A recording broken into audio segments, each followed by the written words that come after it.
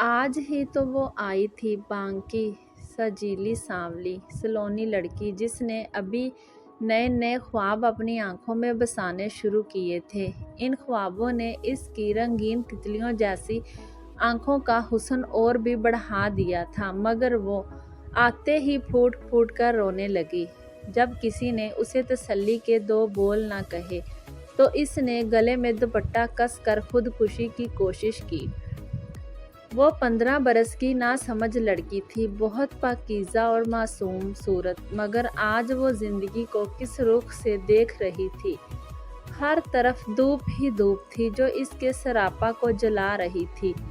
वो कहाँ पनाह तलाश करती, किसी साहिबान तले जाकर खड़ी होती। माँ बाप जो मजबूत साहिबान होते हैं मर चुके थे। बाजी खुदा की कसम मेरा कोई कसूर नहीं, मैं कोई बुरी लड़की नहीं हूँ। मैंने तो कभी तसव्वुर में भी किसी गलत बात के बारे में नहीं सोचा, मगर खुदा जाने क्यों लोग मुझसे बुराई की तवक्का करते हैं। शायद वो अपनी गलत सोचों का पर तो मुझ में देखते हैं। मैंने इसकी बात सुनकर सोचा कि जब ये मासूम इतनी बुरी नहीं तो क्यों इसको बुरा समझा गया है, जिसने अभी ज़िंदगी का शऊर भी अच्छी तरह हासिल नहीं किया, जिसने अभी ज़िंदगी का असल चेहरा नहीं देखा। इसके लिए अभी से हयात इस कदर तलख कैसे हो गई कि हर जानिब नफ़रत की घटाएं इसकी जानिब बढ़ने लगी। इसके साथ ऐसा क्यों हो रहा है, ये खुद इस बेखबर के आलम में भी नहीं है। आज ये लड़की मेरे पास खवास बख्ता आई थी। खुदा जाने किस मोड़ पर इससे क्या खता हो गई थी कि ज़िंदगी खुद इसकी दुश्मन बन गई और समंदर की रेत की तरह इसके पांव गलीज हालात की दलदल में धंसने लगे हैं। आज ये नौखेज़ उम्र की लड़की ज़िंदगी से किस कदर मायूस थी। वो ऐसी हो गई थी कि अगर कभी कोई खुशी बोले से भी इसकी राह में आ जाएगी तो वो खुशी से हरासा हो जाया करेगी। बचपन में तो इसको कभी ये एहसास ना हुआ था कि इसकी आइंदा ज़िंदगी इतनी तलख हो जाएगी। जवानी की दहलीज पर कदम रखते ही इसको इसके अपने ही लोगों ने ये एहसास दिला दिया कि वो अब खुलकर सांस भी नहीं ले सकेगी।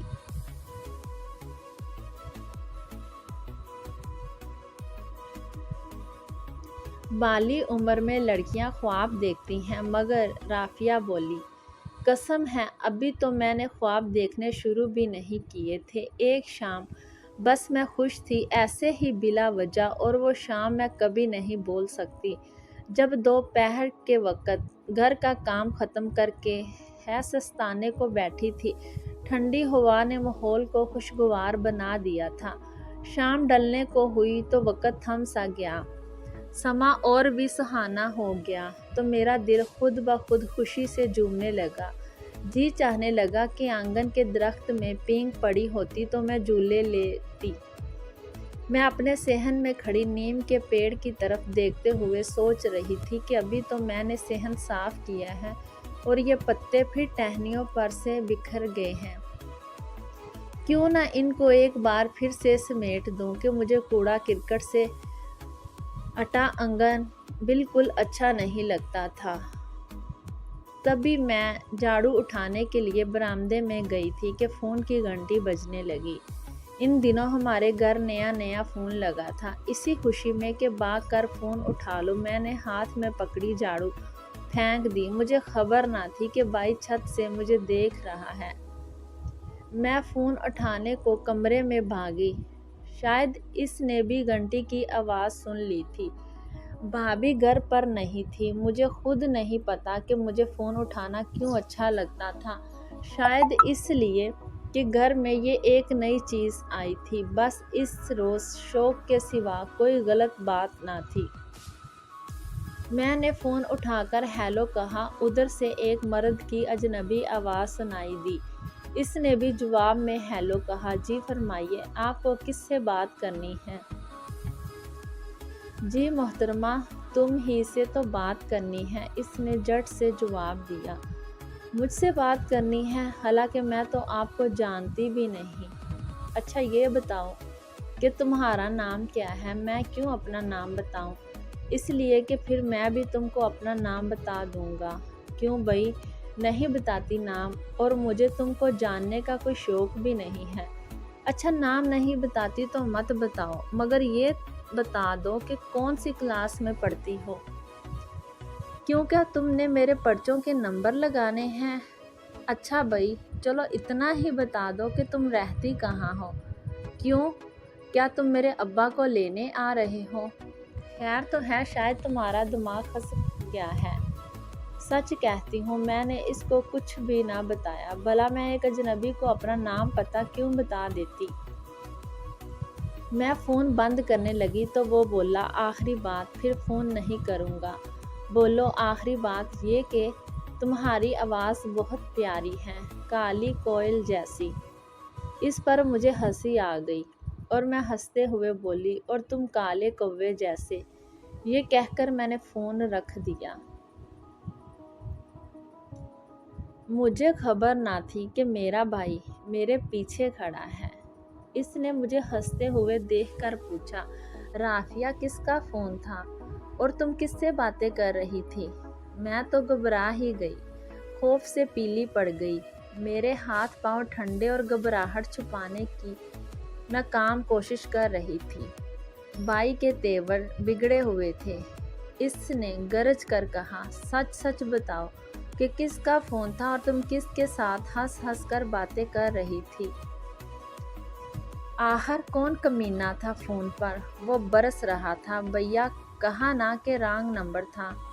رانگ نمبر تھا تو فوراً بند کیوں نہیں کر دیا؟ اتنی دیر تک باتیں کرنے کی کیا ضرورت تھی؟ کیا ہر سوال کا جواب رانگ نمبر کرنے والے کو دینا ضروری ہوتا ہے؟ جواب دو مجھے اس بات کا۔ بھیا میں کوئی بری باتیں نہیں کر رہی تھی۔ کہا نا کہ رانگ نمبر تھا، میں بچارگی سے بول رہی تھی، مگر بھائی کا غصہ بڑھنے لگا۔ تم ایسے نہیں بتاؤ گی؟ پھر وہ مجھے گھسیٹتا ہوا صحن میں لے گیا اور دھمکیاں دینے لگا کہ جلدی بتا دو وہ کون شخص ہے، ورنہ مجھے پوچھنا آتا ہے میں تم کو جان سے مار ڈالوں گا۔ میں بالکل تیار نہ تھی، بہت زیادہ گھبرانے لگی۔ تبھی بھائی نے آؤ دیکھا نہ تاؤ دیکھا اور لگا مجھے چولہے کے پاس پڑی لکڑی سے پیٹنے۔ میں ہراساں ہو کر چلانے لگی۔ تبھی وہ پڑوسیوں کے خوف سے باز آ گیا، لکڑی پھینک دی اور پھکارتا ہوا گھر سے نکل گیا۔ اس دن کے بعد اس نے فون کو تالا لگا دیا۔ پھر بھی اس کا غصہ ٹھنڈا نہ ہوا۔ اس نے مجھے شک اور شبہے کی آگ میں جلانا شروع کر دیا۔ ہر وقت اس کی نگاہوں میں میرے لیے نفرت بری رہتی تھی۔ اب تو میں بڑے بھائی کے خوف سے تھر تھر کانپتی تھی۔ اس کے ڈر سے صحن میں بھی نہ نکلتی تھی، کھڑکی کے پاس بھی کھڑی نہیں ہوتی تھی، باہر گلی میں نہیں جانتی تھی کہ وہ آ کر مجھے پیٹنا نہ شروع کر دے۔ اور تو اور مجھے فون سے نفرت ہو گئی۔ اس دن کے بعد پھر کبھی فون کو ہاتھ نہیں لگایا۔ مجھے اب فون کی طرف دیکھنے سے بھی خوف آتا تھا۔ میری زندگی مسلسل ایک خوف کے تحت بسر ہونے لگی۔ ایسی اذیت تھی جو آہستہ آہستہ اثر کرنے والے زہر کی ماند مجھے اندر ہی اندر سے کھا رہی تھی۔ میں اس وقت اذیت بھرے ڈر کو ہرگز الفاظ میں بیان نہیں کر سکتی۔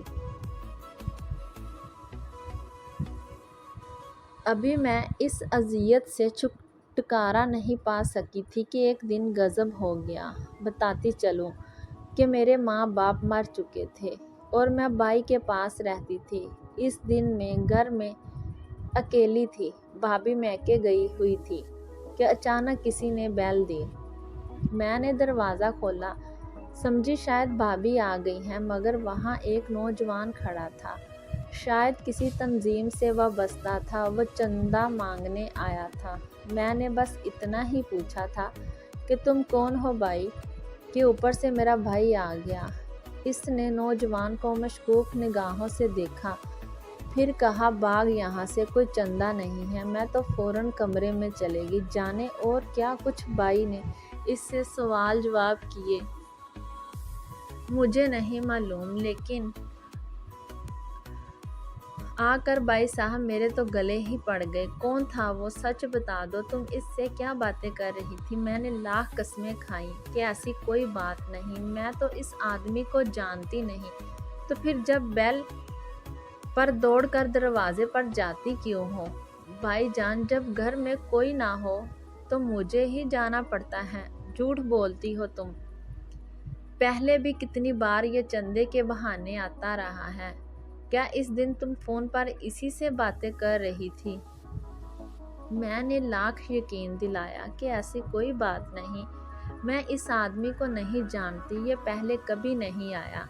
मगर इनका शक दूर ना हुआ। वो यही चाह रहे थे कि मैं हर सूरत बस इकरार कर लूं कि मैं इस नौजवान को पहले से जानती हूँ। खुदा जाने मेरे भाई क्या चाहता था। एक दिन वही नौजवान उसे फिर से हमारी गली में नजर आ गया। वो अब हमारे बराबर वाले दरवाजे की बेल बजा रहा था। भाई समझा कि उनको आता देखकर वो दूसरे घर के दरवाजे की जानिब चला गया है। बस उन्होंने उसे जा लिया। बोले, कमीने, अब मैं तुझे नहीं छोड़ूंगा, तेरी तो मैं जान लेकर छोड़ूंगा। जान चुका हूँ कि तू इधर के चक्कर क्यों लगाता है।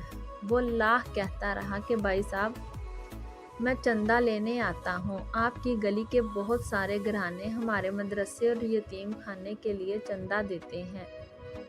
मगर भाई ना मानना। इससे इसका ठिकाना और नाम पता सब लिखवा लिया और कहा, तुम मेरे पास फला जगह आ जाना, वहाँ मेरा दफ्तर है, वहाँ आकर चंदा ले जाना। लेकिन खबरदार जो मेरे घर की बेल बजाई। इसके बाद तो मेरे भाई ने मेरी जिंदगी ही अजीरन कर डाली। हर वक्त कहते कि अब अगर इस चंदे वाले को इधर देखा कि आया है तो मैं ना सिर्फ तुझ पर तेजाब फेंक कर तेरी सूरत बिगाड़ दूंगा, इसको भी जान से मार दूंगा, वरना तू बाज आ जा।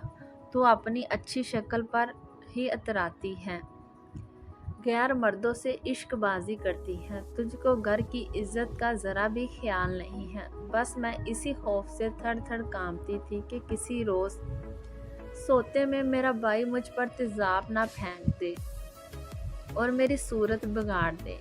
मैं तो अब सुख की नींद सो भी नहीं सकती थी। भाभी भी भाई को समझाती थी कि ख्वाम खा क्यों अपनी मासूम बहन पर शक करते हो।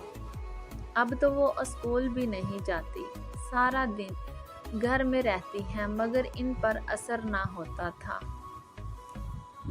एक दिन वो बदनसीब चंदा मांगने वाला भाई के पास दफ्तर चला गया। इसे तो चंदा मांगना ही था, क्योंकि तंजीम की तरफ ये काम इसके सुपुर्द था कि मुकर्ररा हदफ पूरा करे।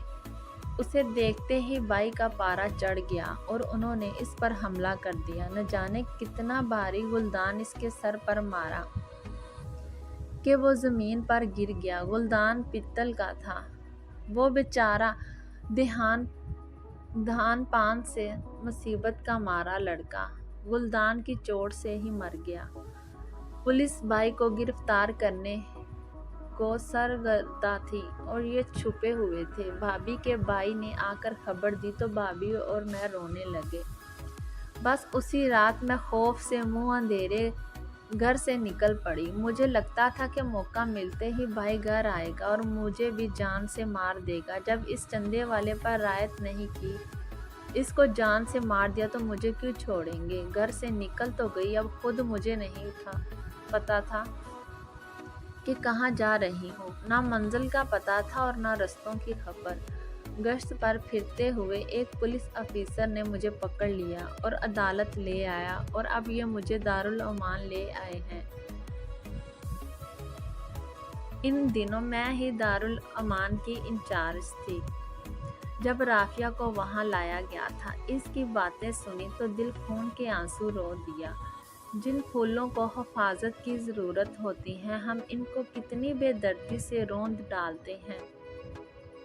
एक मासूम लड़की की ज़िंदगी अपने सगे भाई की नफ़रत और शक व शोभा की वजह से अजीरन हो गई थी। वो अब ज़िंदगी से ही मायूस नज़र आती थी। گھر جو ایک لڑکی کی سب سے مضبوط پناہ گاہ ہوتا ہے، وہ اس کو چھوڑنے پر مجبور ہو چکی تھی۔ ٹیلی فون سے اس کو خوف آتا تھا، بائی کی محبت پر شک کا سانپ پہرا دے رہا تھا۔ وہ مایوسی کی باڑ میں کیوں نہ گرتی؟ اس کی منزل دارالامان نہ تھی۔ جس بائی کے گھر میں وہ رہتی تھی، اس کے باپ کا گھر تھا، اس گھر کی وہ بھی حصے دار تھی۔ کوئی بتائے، کیا ایسی لڑکیاں عمر بھر کسی پر اعتماد کر سکتی ہیں یا کبھی خوشگوار زندگی جی سکتی ہیں؟ معاشرے کے ایسے رویوں کی ذمہ داری کس پر عائد ہوتی ہے؟ ان معصوم لڑکیوں پر یا ان کے سرپرستوں پر جو اپنے ذہن کی تنگی سے گھر کے آنگن کو ان کے لیے عقوبت خانہ بنا دیتے ہیں؟ تبھی تو یہ اس قید سے گھبرا کر بھاگ نکلتی ہیں۔ تو پھر ایسی کوئی لڑکی کسی غلط آدمی کے ہتھے چڑھ جائے تو کیا ہوتا ہے اس کے ساتھ؟ کیا کبھی یہ سوچا ہے کسی نے